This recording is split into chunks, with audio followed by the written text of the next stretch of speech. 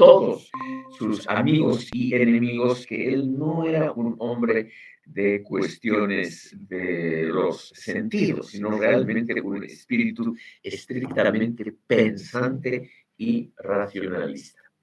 Pero en la crítica del juicio, Kant se da cuenta de ello. Eso es lo grandioso de este pensador. Y dedica uno de los grandes tomos a esas preguntas metafísicas, de esa metafísica que en la crítica de la razón pura Kant dice que no puede existir. Kant dice que leyendo a Hume, al gran pensador escocés, se dio cuenta de la necesidad de terminar con el sueño metafísico. Es decir, estimado público, con la idea de que existe una esfera allende la esfera sensorial que podemos nosotros percibir. Y es ahí donde Kant, estimado público, destroza lógicamente las famosas pruebas de la existencia de Dios. Por ejemplo, el famoso argumento ontológico de San Anselmo de Canterbury, que hasta hoy es uno de los pilares de la existencia de Dios para la Iglesia Católica. No voy a aburrir a ustedes con esto. Pero, estimado público, Kant, al destruir la metafísica, es decir, al terminar con el sueño metafísico, dice, el ser humano quiere conocer lo incognoscible, quiere eliminar esa barrera que nos separa de lo incognoscible por nuestros sentidos. Entonces, Kant está evidentemente en una coyuntura muy difícil, porque por un lado es el racionalista perfecto y por otro lado admite la legitimidad de pensamientos, teorías e ideas metafísicas. Por eso ahí, en ese punto estrictamente filosófico, está la justificación de este libro sobre estética. O sea, otras vías que no sean las científico-cognitivas tienen que ser por lo menos exploradas, porque además de conocer en el sentido que hemos hablado, el ser humano quiere trabajar, sufrir, amar, tiene prejuicios, tiene esperanzas. Es decir, estimado público, el ser humano es algo más que una máquina que conoce adecuadamente su entorno.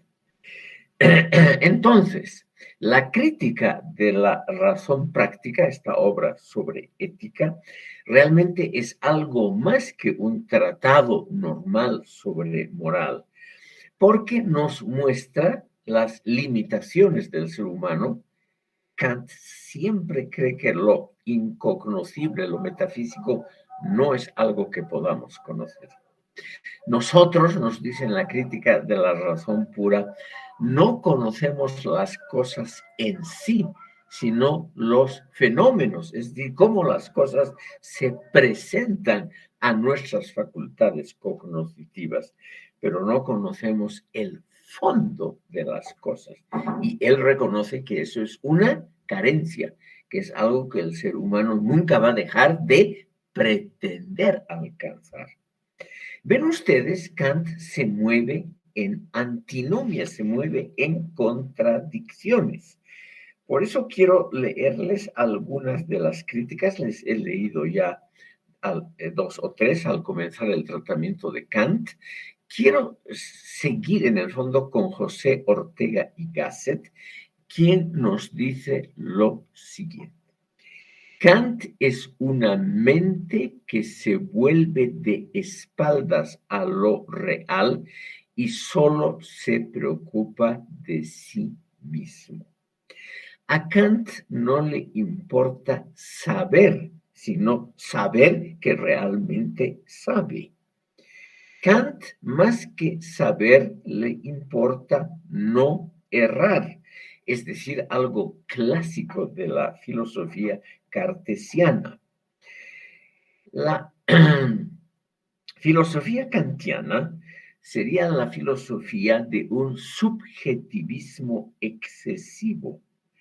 El contacto con la realidad social, económica, política, sería para Kant una construcción mental precaria, sujeta siempre a cuestionamientos, lo cual no está mal, pero nos dice Ortega y Gasset, simultáneamente, ese subjetivismo excesivo de Kant no le permite un contacto directo con los otros seres humanos, no le permite experiencias vitales. Es decir, Kant sería el gran pensador del racionalismo extremo que en el fondo ignora, no conoce a los seres humanos de carne y hueso, lo cual es naturalmente falso, porque Kant todos los días invitaba, era soltero, tenía algo de dinero cuando yo era profesor y luego rector de la Universidad de Königsberg. Él todos los días invitaba a almorzar a gente y había una regla que ya les he contado, no se podía hablar de la propia obra de Kant, sino que había que hablar de la política, de los chismes, en fin, había que hablar de cosas cotidianas. Y eso nos muestra que Kant no era un hombre tan alejado de la realidad. Pero José Ortega y Gasset en un punto tiene razón. La filosofía kantiana es una filosofía que trata de evitar errores, pero no necesariamente es una filosofía que nos ayuda a conocer la realidad prosaica, o sea, la realidad cotidiana del mundo. No es una filosofía que nos ayude claramente a orientarnos en el mundo político, social, moral, como es en la realidad. Ustedes pueden contraargumentar y decir claramente que la crítica del juicio es una crítica altamente reflexiva, fue publicada en 1790, la crítica del juicio, poco después de publicar la crítica de la razón práctica, que es de 1788. En la crítica del juicio, estimado público, Kant nos muestra esa necesidad del ser humano, ese profundo anhelo de ser algo más que una mera máquina cognoscente, algo más que una mera máquina de comportamiento correcto. Y Kant se anima a decir en la crítica del juicio que el arte realmente es una cosa totalmente autónoma, que tiene sus propias reglas, que la filosofía no puede imponerle condicionamientos al arte, a la literatura y a la música. Tiene sus propias reglas. Kant reconoce un fenómeno difícilmente explicable, yo también diría que es algo muy complicado, el comprender al autor, al compositor de música o al gran novelista como un genio intelectual. Es muy difícil de comprender esa cualidad, porque no es algo científicamente explicable. No es algo, las obras de la música, de la literatura y del arte no son productos explicables mediante la razón. Son en sí mismos productos modélicos, es decir, paradigmáticos. Paradigma significa modelo. En sí misma la obra de arte tiene su legislación. Ella misma genera, produce sus propias leyes en el sentido de que ella misma produce los criterios según los cuales pueda ser apreciado el arte y juzgado. el genio de escritores y artistas, que es algo que siempre ha preocupado a la filosofía, ese genio no puede ser fácilmente explicado mediante argumentos racionales. Aquí vemos, estimado público, que el gran Kant realmente ve sus límites. Eso es algo que siempre lo ha enaltecido, porque la crítica del juicio es en parte una especie de ligera corrección a la crítica de la razón pura y a la crítica de la razón práctica.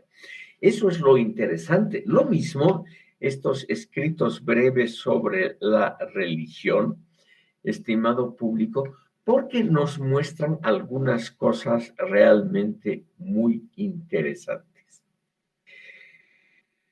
Estimados oyentes, ¿por qué la Kant todavía hoy es leído ampliamente?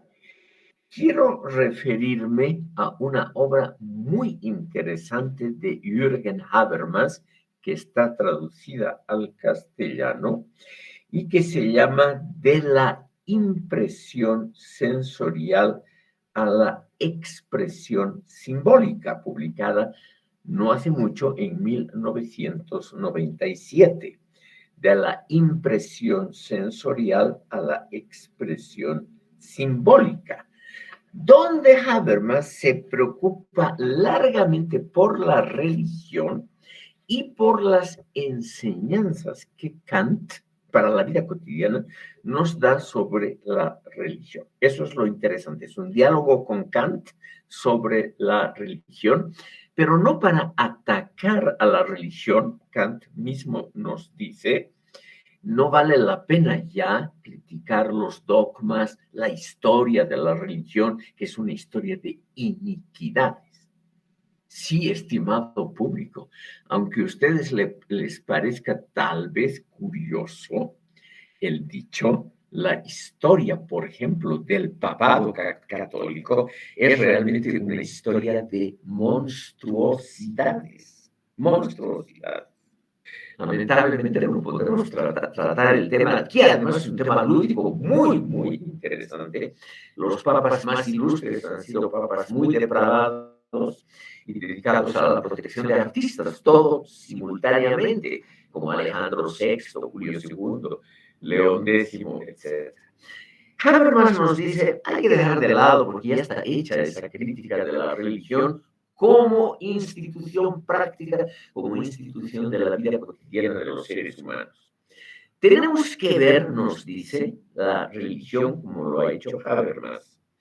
Es decir, tenemos que ver que los contenidos ético-filosóficos de las grandes religiones, por ejemplo, del Sermón de la Montaña, etcétera, son en sí mismos una crítica del oscurantismo religioso y del engaño sacerdotal. Entonces, aquí tenemos, estimado público, una idea muy interesante. Las propias religiones, sobre todo la parte rescatable, que es muy pequeña, la parte rescatable de las grandes religiones, habrían producido su autocrítica, una autocrítica muy valiente y muy interesante. Y esa autocrítica de las grandes religiones es las que nos muestran el engaño de los sacerdotes, o sea, de los que administran la institución, obispos, etc. Y al mismo tiempo contra el oscurantismo, el dogmatismo que las propias religiones siempre desarrollan.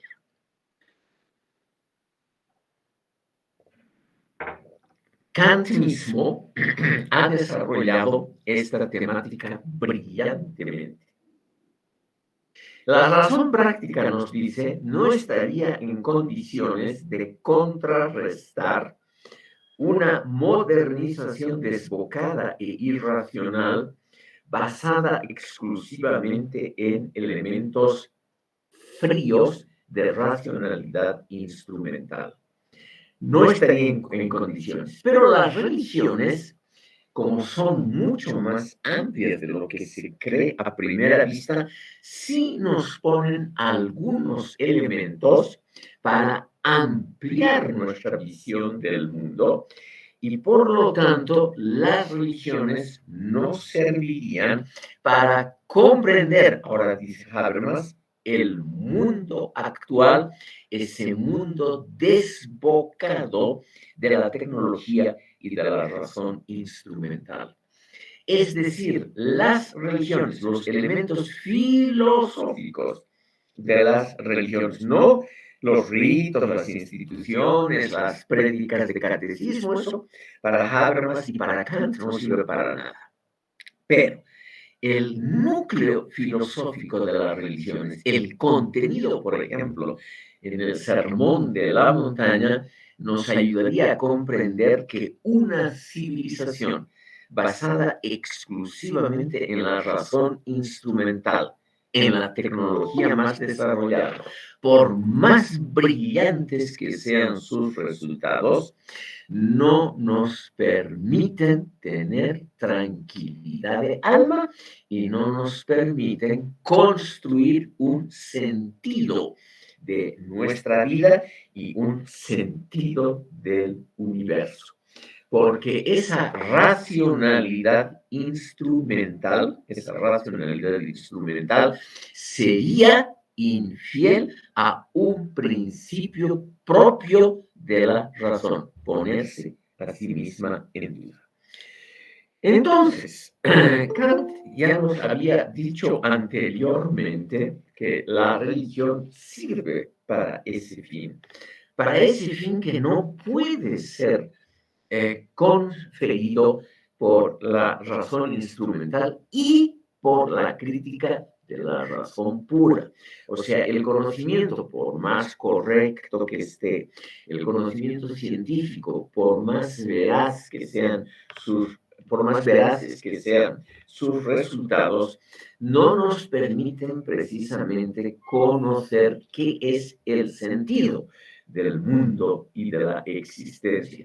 Y tampoco nos permiten saber qué es el mensaje profundo del arte, de la literatura y de la música.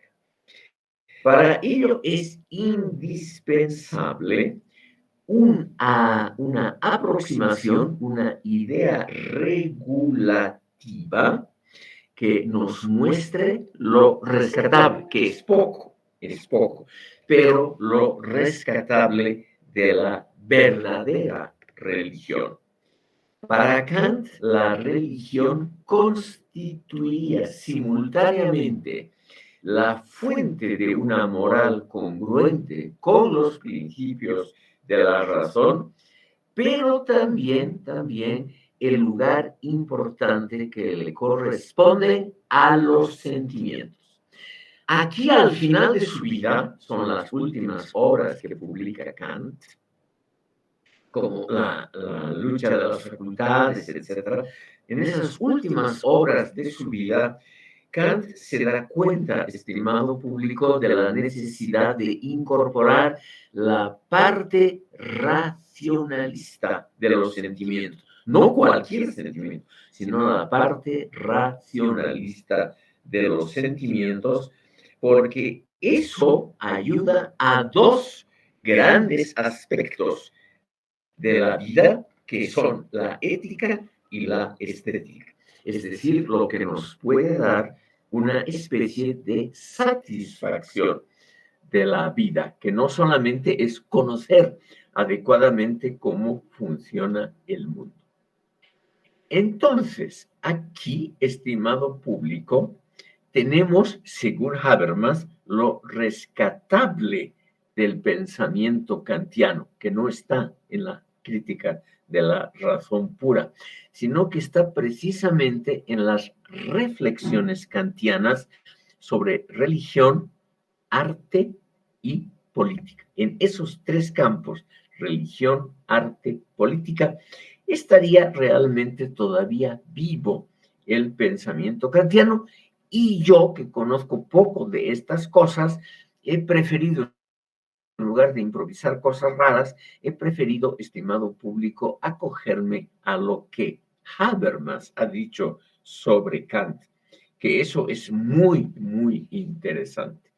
Y aquí Habermas reconoce que Kant, sin mencionarlo, ha debido conocer algo de los grandes teólogos medievales que no son tan reaccionarios como se imagina la opinión marxista y también la liberal racionalista, Santo Tomás de Aquino, San Anselmo de Canterbury y otros menores, porque realmente estos pensadores también nos han mostrado algunos aspectos muy, muy importantes en la dotación de sentido que la religión produce y que ninguna otra actividad humana, dice Habermas, hasta ahora también ha producido. Entre paréntesis, les comento lo siguiente. En 2019, Habermas cumplió 90 años y el día en que cumplió 90 años presentó su obra más amplia, 1850 páginas. Sí, 2 tomos gordísimos, cualquier edición sus 4 o 5 kilos de peso. Y en esta posiblemente última gran obra de Habermas, él trata de buscar los vasos comunicantes entre dos grandes ocupaciones y creaciones humanas, la filosofía y la religión. La obra misma, que ha sido traducida con el título Filosofía y Religión, más o menos es el título en alemán, tiene 2 o 3 subtítulos, curiosamente. En esta obra, Habermas ha hecho lo mismo que han hecho Horkheimer y otros pensadores de la Escuela de Frankfurt. O sea, han vuelto a escarbar las religiones, mostrando los núcleos racionales de la misma, los núcleos rescatables de las religiones. Porque aquí, siguiendo una intuición kantiana, para la convivencia razonable de los seres humanos, no basta, estimado público, conocer bien, comportarse adecuadamente, sino que también tenemos que pensar en esas preguntas insoslayables que para los racionalistas son preguntas utópicas o preguntas, digamos, de calidad muy secundaria, como preguntarse por el sentido del universo. ¿Por qué existe el universo? ¿Por qué existe eso y no la nada? ¿Y qué sentido tiene el universo? ¿Quién lo ha creado? ¿Realmente es solo una creación de la nada? ¿Ha salido de la nada?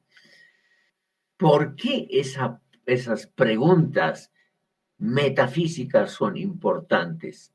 Porque esas preguntas simplemente dan sentido a nuestra existencia. Tenemos que pensar en algo que nos ayude a crear por lo menos una escapatoria, o como dice también Habermas, a crear una pequeña zona donde nosotros estemos contentos con nosotros mismos. Y para eso no basta conocer adecuadamente.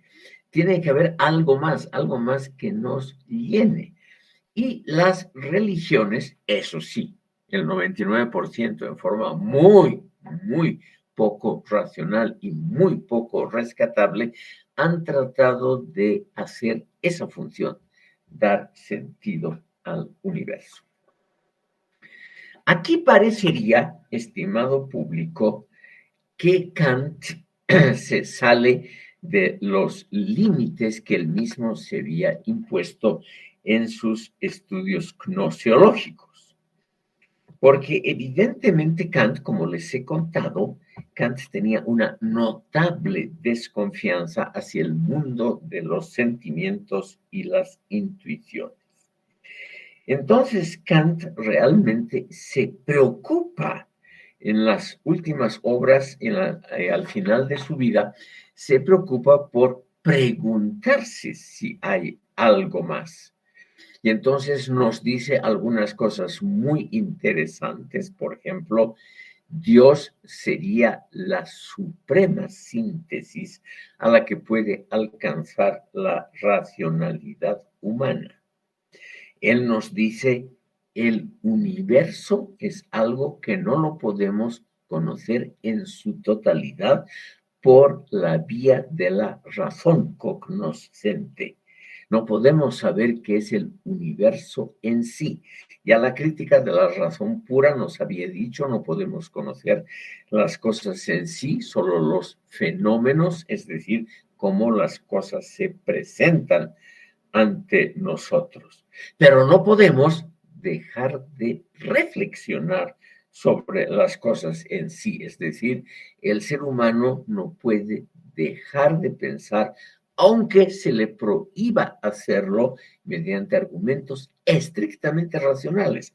No estoy hablando de prohibiciones políticas, doctrinarias, etcétera, sino que el ser humano siempre se va a hacer preguntas. Si nos dicen, por ejemplo, que el universo ha aparecido hace 14.000 millones de años y que antes no había nada, entonces uno, a pesar de que los científicos rechazan la pregunta, como nos dice Habermas, nosotros no podemos dejar de preguntarnos qué había antes, por qué la nada repentinamente produce algo que es el universo, por qué el universo tiene que terminar si es que va a terminar. Es decir, hay un montón de preguntas metafísicas que van más allá de la física sensorial y esas preguntas no pueden ser evitadas, no pueden ser evitadas. Es decir, estimado público, la pregunta por la existencia de Dios no es una pregunta tan irracional como parece a primera vista.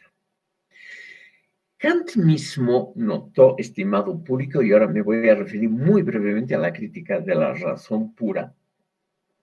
Kant mismo, estimado público, que había realmente algo de tautología en la forma de ciencia que él había tomado de Newton y de los grandes racionalistas, porque de realmente esa idea de que solamente es ciencia lo que se conoce siguiendo las prescripciones de la crítica de la razón pura, que todo ello no es la totalidad de lo que conocemos.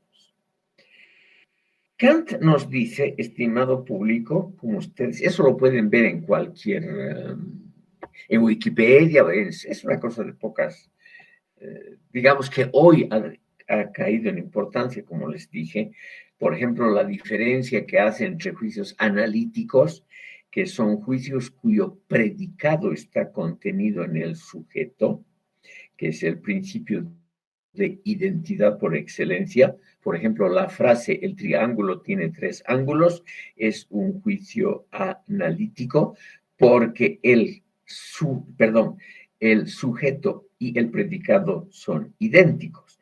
En cambio, los juicios sintéticos, nos dice Kant, el predicado no está contenido en el sujeto, la famosa frase, el calor dilata los cuerpos no está contenido en el concepto de calor y además no es automático que la dilatación de los cuerpos esté incluida en el concepto de calor, es la unión de elementos heterogéneos, el juicio sintético.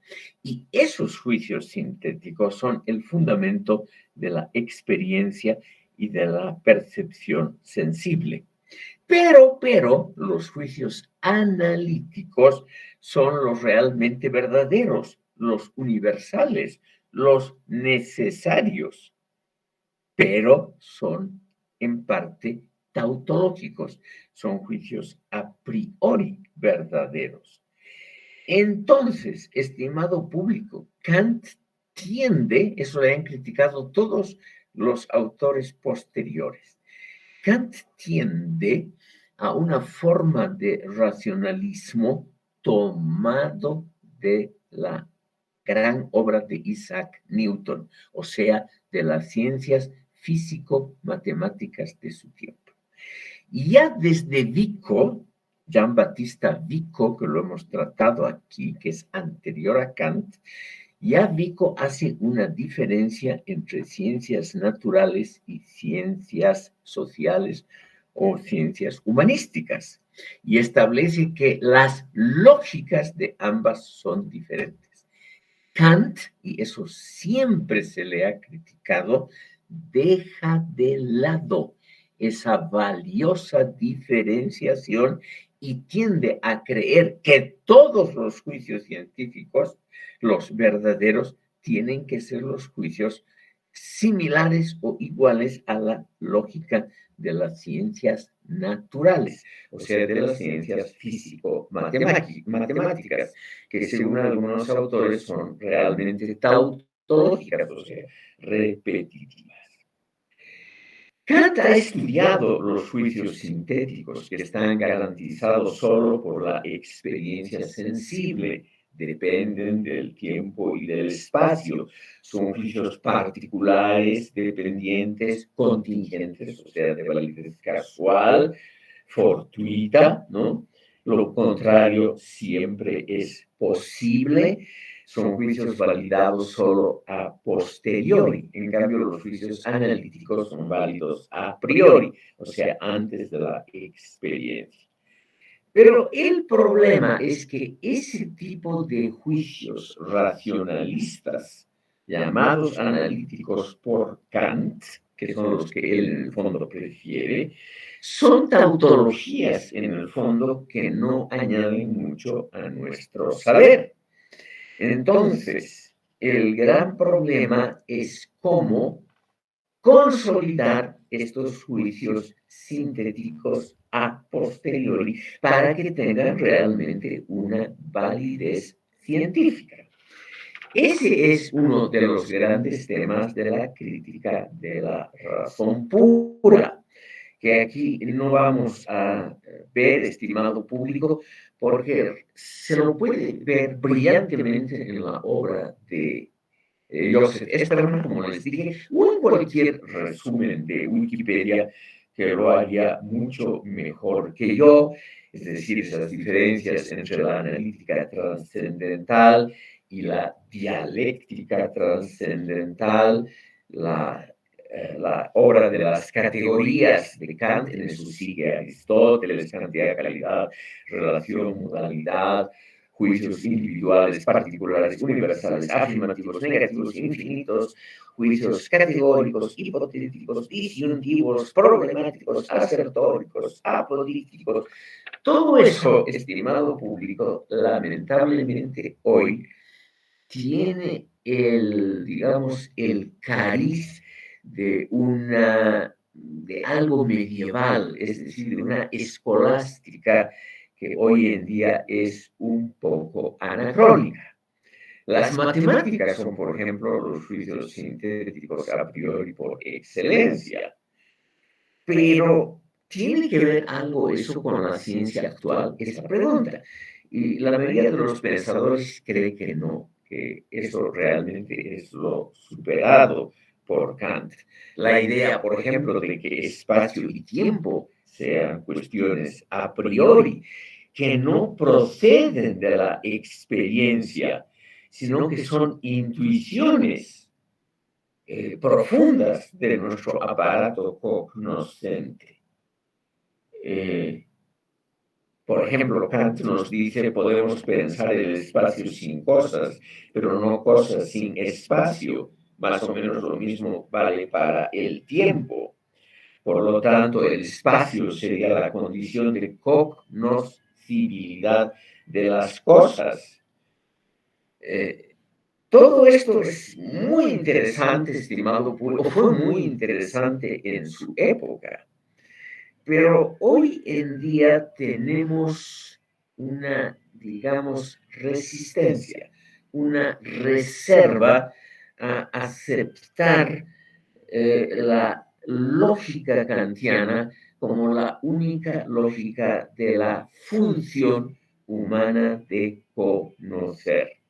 O sea, no podemos creer que las ciencias físico-matemáticas sean la última palabra. Yo les decía que Vico, por las dudas voy a poner el nombre en la pizarra del chat si lo han olvidado, este filósofo italiano que en vida no fue reconocido y que no tuvo nunca la fama de Kant, él ya nos dice que este tipo de racionalismo, piensa sobre todo en autores anteriores, en René Descartes, que este tipo de pensamiento está muy bien, pero para las ciencias naturales, las exactas, las físico-matemáticas, pero que esto no necesariamente tiene aplicación al mundo de las ciencias sociales, históricas y humanísticas. Entonces, estimado público, lo que ha devaluado un poco la filosofía kantiana es precisamente ese aspecto un poco escolástico que tiene la crítica de la razón pura. Y lo que ha revaluado a pensadores como Vico o también como Herder. Ese ha sido alumno inmediato de Kant. Vamos a mencionarlo en la última sesión cuando hagamos una especie de síntesis de la filosofía moderna y del racionalismo. Vamos a ver brevemente teorías como la de Herder, que está basada en Vico, y él se dio cuenta muy claramente que todo ese enorme aparato, muy interesante, muy brillante, o como Herder dijo, ese aparato que imponía miedo de la crítica de la razón pura, no tenía aplicabilidad en el campo de las ciencias humanísticas, y que por lo tanto las ciencias humanísticas, que ahí se parecen al arte, a la música y a la literatura, tienen verdades que no son comprendidas ni pueden ser, ni pueden ser referidas por juicios que sean analíticos o científicos en el sentido de Kant. O sea, Kant, estimado público, tiene en su gran obra un capítulo brillantísimo sobre la analítica trascendental, donde él reflexiona cómo son posibles juicios sintéticos a priori en física, clasifica los juicios, nos muestra las condiciones de conocimiento, que son lo mismo que en las condiciones de objetividad, ¿no? Pero, y esto es, obviamente fue muy importante en su época, pero hoy dudamos de que esta analítica trascendental tenga, tenga relevancia para conocer el mundo actual. Ese es el gran problema de toda la filosofía. Tampoco hoy, estimado público, podemos decir que toda la filosofía aristotélica realmente es importante para nosotros hoy. Lo que Aristóteles ha dicho sobre muchos fenómenos naturales, o como él creía que la Tierra era el centro del universo, etcétera, son cosas, para decirlo muy suavemente, totalmente anacrónicas. Entonces, el gran dilema de la filosofía kantiana hoy es el hecho de que lo que más le interesaba a Kant, la gnoseología, como conocemos, eso no ha pasado muy bien el paso del tiempo, no se ha recuperado bien del paso del tiempo, y empero las obras sobre ética, sobre moral, sobre política y religión realmente han sido mucho, mucho más interesantes. Por lo tanto, quisiera cerrar este capítulo sobre Kant, estimado público, recordando a ustedes que es uno de los más grandes pensadores de la historia universal, junto con Platón, obviamente de la cultura occidental. Este curso es filosofía moderna, y filosofía moderna es, en el sentido, digamos, común de la palabra, la filosofía europea occidental a partir del Renacimiento. Es uno de los grandes de la historia de la filosofía occidental, como Platón, Aristóteles, el mismo Hegel, Nietzsche y Marx. Pero como toda obra, tiende realmente a sufrir el paso del tiempo. Quisiera mencionarles lo valioso. Kant ha sido realmente un hombre que nos ha abierto la mente justamente en ese campo específico de la gnoseología, al hacernos la pregunta, ¿cómo conocemos fehacientemente lo que existe? Hasta más o menos Descartes, la filosofía se había preocupado de asuntos de ontología, el realismo de las sustancias, etc. En cambio, a partir de la filosofía cartesiana y muy claramente en Kant, lo que interesa es la pregunta, ¿cómo conocemos?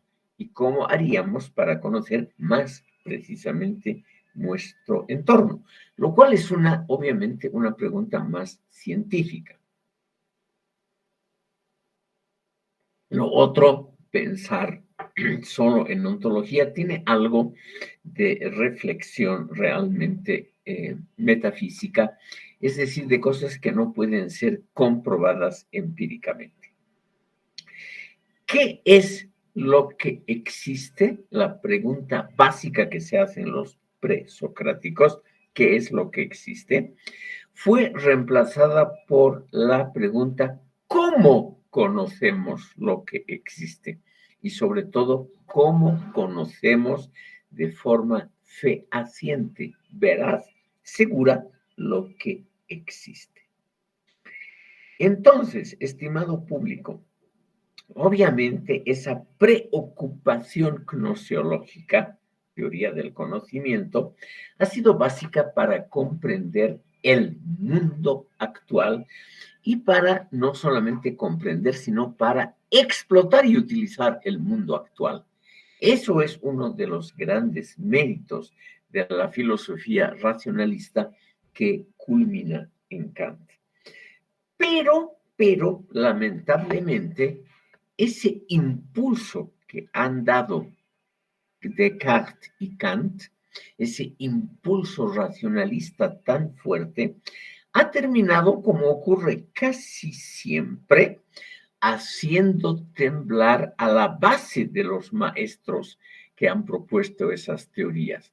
O sea, la ciencia del conocimiento hoy, impulsada por esa primera idea kantiana, hay que conocer el mundo verazmente, ha producido una enorme cantidad de conocimientos que han dejado de alguna manera atrás al núcleo de la gnoseología kantiana.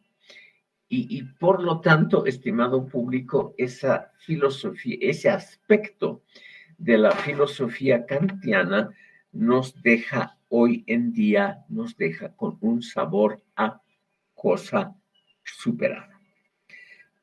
Lamento decir esto porque Kant es realmente uno de los pensadores más notables que ha existido. Permítanme utilizar el resto de esta sesión para describir brevemente a ustedes con algunas pinceladas las influencias que ha tenido la filosofía kantiana posterior a la muerte de Kant. Kant vivió entre 1724 y 1804. Y en el lapso de tiempo, más o menos, entre la publicación de la Crítica de la Razón Pura, 1781, y el florecimiento de la filosofía hegeliana, a partir más o menos cuando ya está Hegel, a partir de 1818, establecido en Berlín como catedrático titular, etcétera, etcétera. En esos 40 años, más o menos, la filosofía kantiana ha sido realmente la predominante en Europa occidental. Realmente la crítica de la razón pura se convirtió en una obra que toda persona culta tenía que tener. Digo tener y no leer, porque hay ya desde la época del siglo XVIII, de fines del siglo XVIII, hay muchas crónicas sobre la enorme cantidad de ejemplares de la crítica de la razón pura que son hojeados pero nunca leídos, lo cual es comprensible dada la dificultad de la temática. Toda persona culta compraba esto, como seguramente los chicos progresistas de la segunda mitad del siglo XIX compraban el Manifiesto Comunista de Marx y Engels, pero muy poca gente leía la obra kantiana. A partir de 1820-30, la influencia de Hegel, por un lado, y de otras corrientes, por ejemplo, el ascenso lento pero seguro de filosofías socialistas en Francia, Saint-Simon, Proudhon, Fourier, etcétera, los grandes pensadores socialistas utópicos franceses, como los denomina Marx, han ensombrecido el legado kantiano, que solamente se recupera a finales del siglo XIX y comienzos del XX con las escuelas neokantianas, que no tratan de rescatar necesariamente la crítica de la razón pura, sino más bien las obras de Kant sobre sobre estética, sobre ética, sobre la religión, etc. Y ahí hay un renacimiento de la obra kantiana que es hoy, estimado público, reforzado por los últimos libros de Jürgen Habermas. No solo esta su última obra sobre la reflexión entre el saber y el creer, el título de la obra en alemán, el vínculo entre saber y creer, sino obras anteriores, como la que he mencionado y otras, nos muestran un renacimiento kantiano, pero en unos aspectos relativamente reducidos. O sea, estimado público, Kant es un clásico hoy en día de la filosofía, pero es un clásico, como casi todos ellos, un clásico que tiene una importancia histórica. Hay que estudiarlo para saber cómo el ser humano va construyendo edificios de pensamiento, etcétera, va construyendo cosas poco a poco y se olvida a menudo de los cimientos de esos edificios porque no son visibles. Entonces, permítanme aquí una bella expresión que tiene que ver con la filosofía hegeliana. Porque realmente Hegel aquí en este aspecto nos puede dar luces sobre esta problemática y sobre todo sobre el tema específico de la influencia posterior de Kant. Según Hegel, a quien lo vamos a estudiar desde la próxima sesión, según Hegel, todas las construcciones humanas en el campo intelectual, la filosofía, la religión, el arte, el derecho, la propia filosofía, se asemejan a edificios. Los edificios, como ustedes saben, tienen cimientos. Un buen edificio se dice que tiene cimientos bien anclados, profundos. Y generalmente, como los cimientos están bajo tierra, son como las raíces de los árboles, los cimientos no se perciben, o por lo menos no se perciben a simple vista. Lo que nosotros vemos en los edificios son las paredes, los techos, los tejados y las divisiones internas. Pero todo eso está basado en los cimientos, en las raíces. Y naturalmente Kant pertenece a ese mundo de las raíces. Él nos ha ayudado a pensar más claramente, más racionalmente, y Él nos ha enseñado también a dudar, porque las construcciones que hace Kant son claramente objeto de dudas que él tuvo anteriormente. Y así lo han entendido pensadores que no son kantianos, pero que han pertenecido a esa tendencia, como Wilhelm Dilthey, el fundador de la hermenéutica, que ahora está de gran moda, u otros pensadores que han leído a Kant, se han inspirado indirectamente en él, pero que han seguido caminos propios, como por ejemplo Jürgen Habermas. Jürgen Habermas cita a menudo a Kant, lo mismo lo hizo Theodor de Adorno y Max Horkheimer, pero no son kantianos en el sentido estricto, solamente son inspirados. Es como alguien que camina en un edificio con seguridad porque sabe que los cimientos son sólidos. Puede utilizar el edificio confiando en su solidez total porque evidentemente los cimientos dan fe de un buen trabajo. Pero normalmente nosotros olvidamos los cimientos. Nos movemos en edificios y yo puedo decir casi con seguridad, jamás pensamos en los cimientos de esas edificaciones que utilizamos cada día. Entonces, según Habermas, le ha tocado esa suerte a Immanuel Kant.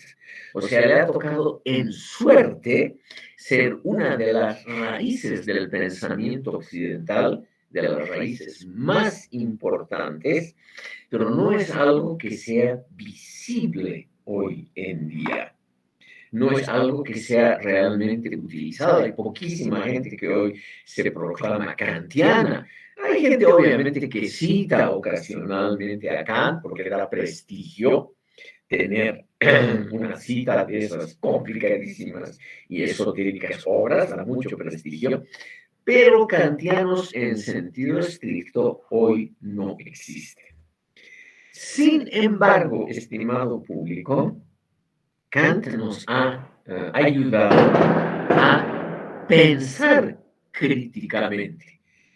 Por ejemplo, el enorme prestigio que tiene la palabra crítica hoy en día.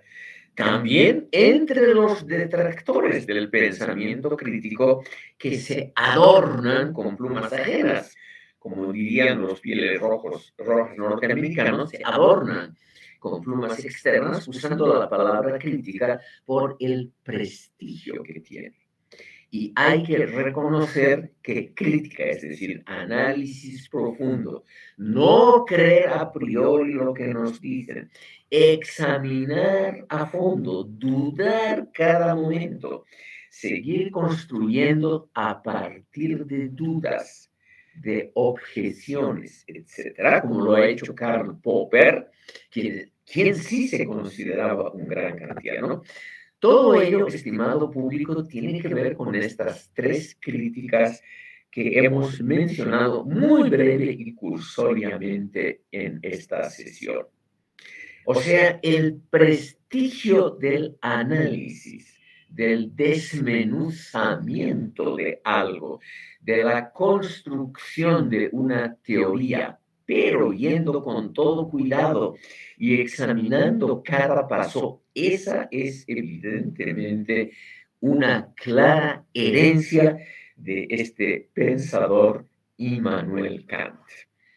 Quiero mencionarles que en estas obras menores de Kant, como la ya mencionada Hacia la paz perpetua, u otras cosas menos conocidas, creo que les he mencionado, una obra hecha para el público, muy además realmente divertida, que se llama Eso puede valer en la teoría, pero no tiene relevancia en la práctica. Así se llama uno de los grandes ensayos de Kant.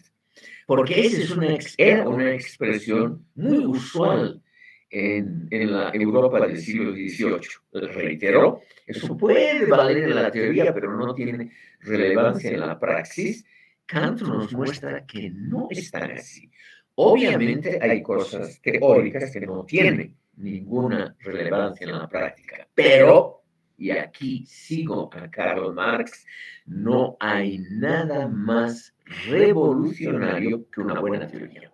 O sea, una buena teoría, una construcción teórica adecuada, un análisis como los que hacemos filósofos, sociólogos, politólogos, historiadores, etcétera. Un buen análisis es algo que traspasa la facticidad del momento y que puede ser utilizado posteriormente por detractores del propio autor. Es decir, es una construcción que sirve para que uno mismo sea criticado. Y eso lo ha hecho el gran Kant, por ejemplo, en su vida cotidiana y de lo que se sabe de sus clases. En las clases, Kant siempre pedía a los alumnos que lo critiquen. Se molestaba si lo apoyaban, si lo alababan o si lo aplaudían. Él quería que la gente perciba los muy posibles puntos flacos de su argumentación para así mejorarlos. O sea, él se interesaba no por verificaciones de su obra, sino por falsificaciones de la misma. Todo esto que es típico de la teoría de Karl Popper, escribo aquí el nombre de este personaje que se ha considerado siempre un kantiano, el enemigo de Marx, de Hegel y de Platón.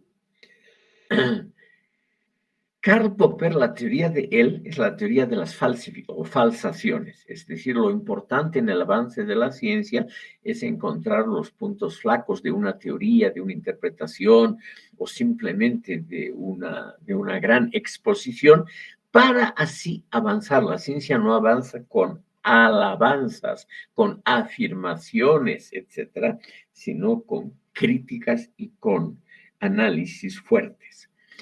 Esta idea es estrictamente kantiana, eso es lo valioso de este nuestro pensador.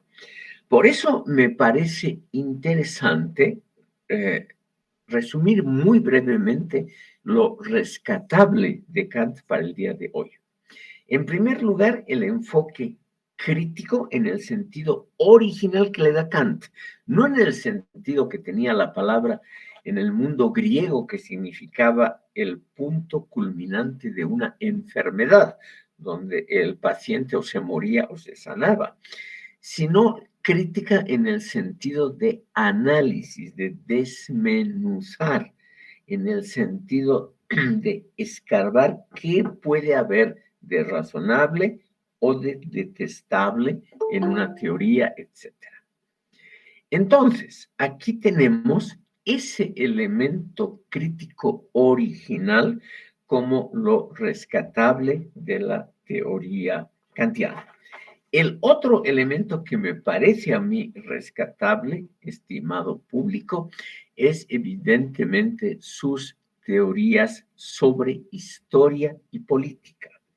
Por ejemplo, yo personalmente, pudiendo equivocarme fácilmente, creo que lo mejor de Kant, además por un muy bien escrito, muy diferente a sus obras grandes que son muy difíciles de entender, esos sus pequeños ensayos como que es la Ilustración, Hacia la paz perpetua y muchos otros, algunos, como les dije, divertidos, nosotros podemos aprender de esa actitud anti-autoritaria, antitradicionalista y partidaria de que uno mismo vaya buscando su propia ley interna.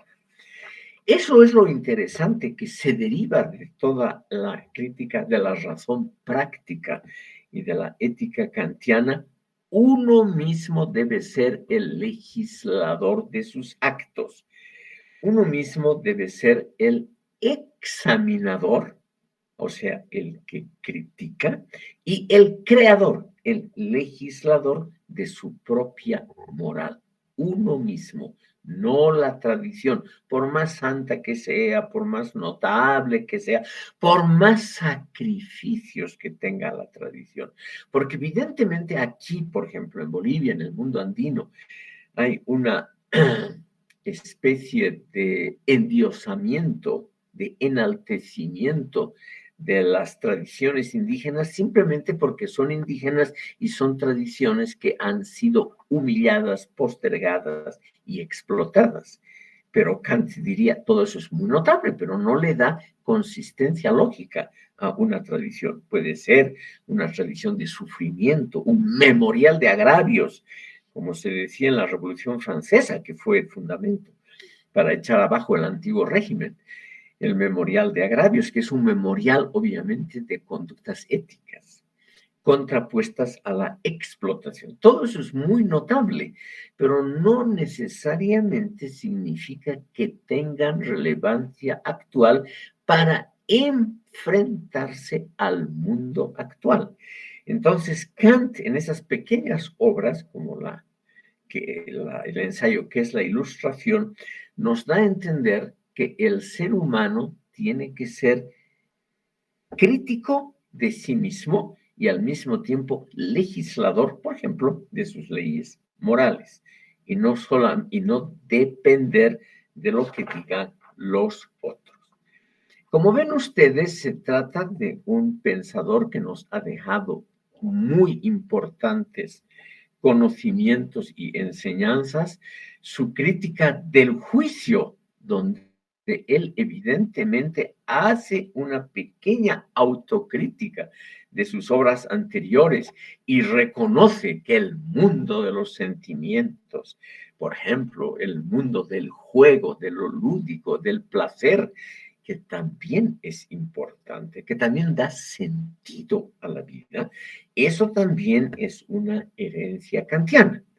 Como lo es finalmente, y aquí me remito a Jürgen Habermas, la idea de que la religión es algo más que las detestables prácticas, ritos e instituciones de las religiones establecidas, que hay un núcleo ético en las religiones que es muy aceptable, complementado con la idea de que nosotros debemos agradecimiento al Creador, porque en lugar de existir podríamos no existir o existir en un mundo terrible donde solo haya lo negativo. En cambio, algo positivo se ha producido sobre nuestro pequeño planeta. Estimados oyentes, aquí habríamos llegado al fin de esta sesión. Quiero discutir en los minutos que faltan con ustedes algunos problemas de orden logístico. Como es lo usual, la burocracia en este país y la universitaria en particular no es muy clara, no se sabe exactamente cuándo termina este semestre.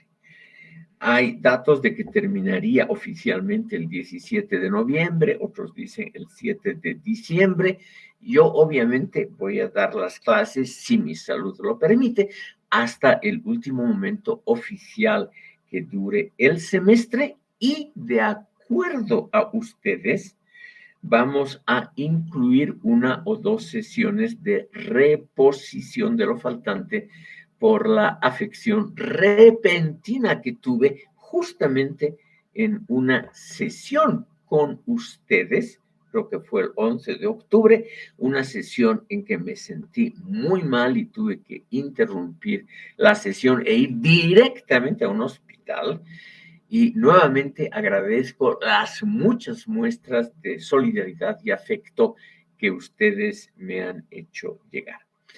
Pero yo quisiera, como es un poco difícil que ustedes espontáneamente hagan propuestas, y yo quisiera que ustedes, por ejemplo, por escrito, conocen mi dirección electrónica, si no la voy a poner ahora mismo en la pizarra del chat.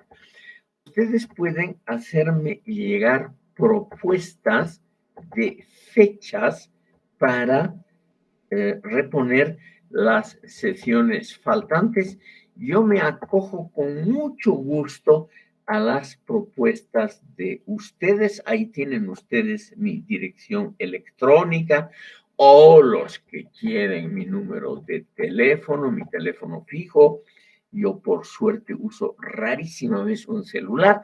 Ustedes pueden hacerme propuestas. Yo estoy obviamente no solamente obligado, sino que lo hago con gusto, unas sesiones adicionales para reponer lo faltante.